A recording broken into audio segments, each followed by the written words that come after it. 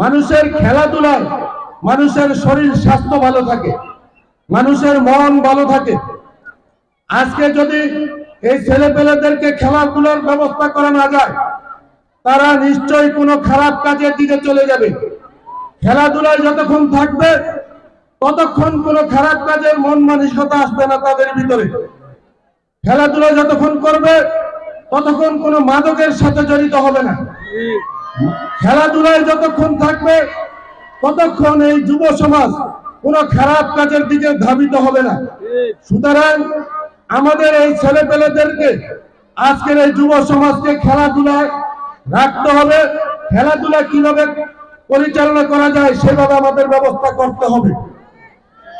আজকে বাংলাদেশে প্রমাণ হয়েছে এই যুব সমাজ কি করতে পারে।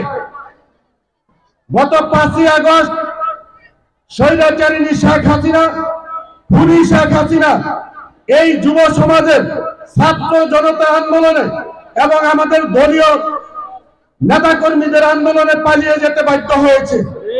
আগামী দিন এই যুব সমাজকে এই দেশের দায়িত্বভার নিতে হবে।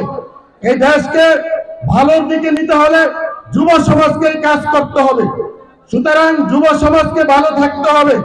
যুব সমাজ যদি কোনো খারাপ কাজে ধাবিত হয়ে যায় তাহলে ভবিষ্যৎ বাংলাদেশ অন্ধকারের দিকে চলে যাবে।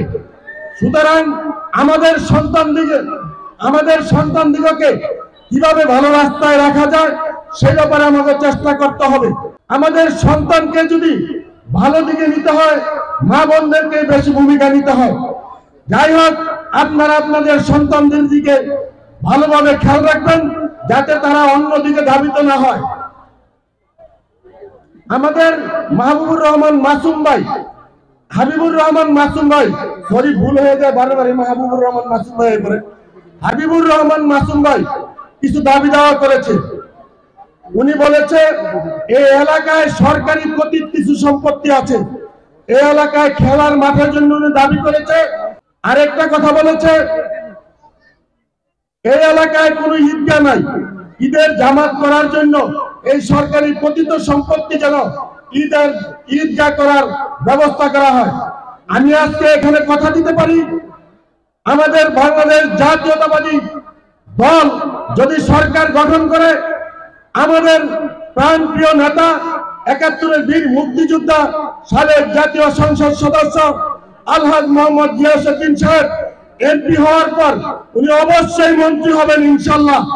উনি যদি এই এলাকার এমপি হয়, আমরা তাকে দিয়ে এই এলাকায় খেলার মাঠ এবং ঈদগাহ করার ব্যবস্থা করবো ইনশাল্লাহ। আপনাদের এই কথা দিয়ে যাচ্ছি। এই সমাজকে কিছু দিতে হলে হাবিবুর রহমান মাসুম ভাইয়ের মতন কিছু ভালো লোক প্রয়োজন আছে। এই এলাকার সন্তানদেরকে ভালো রাখার জন্য তার মতন কিছু লোক একত্রিত হয়ে এই এলাকায় কাজ করলে আশা করি এই এলাকায় কোনো মাদকের আঁকড়া থাকবে না।